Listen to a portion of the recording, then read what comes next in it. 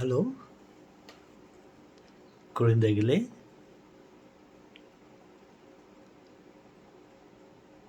தாத்தாவின் கதை.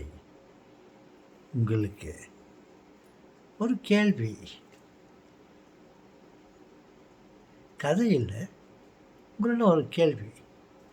என்னென்னா, நம்மெல்லாம் போட்டில் போயிடுக்கிறோம். ஒரு இடத்துலேருந்து இன்னொரு இடத்துக்கு போட்டில் போயிடுக்கிறோம். அந்த போட்டில் போயின்னு இருக்கும்போது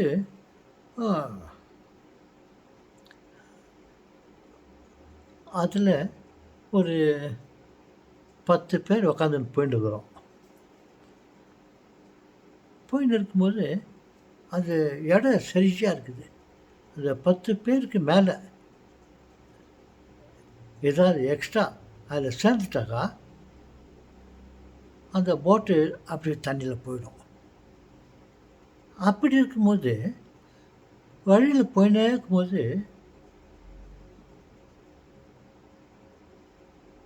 நம்ம அம்மாவுக்கு இன்னொரு குழந்தை பிறந்துச்சுன்னு வச்சுக்கோ.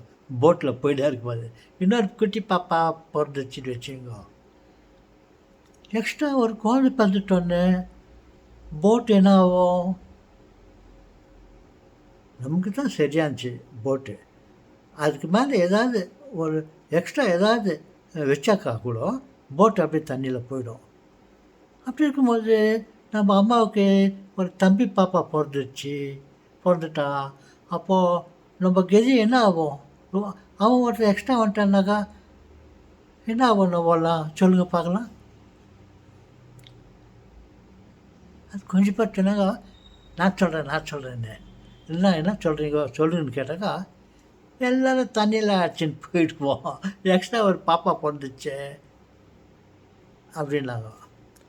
ஆனால் சிலர் சொன்னாங்க, நான்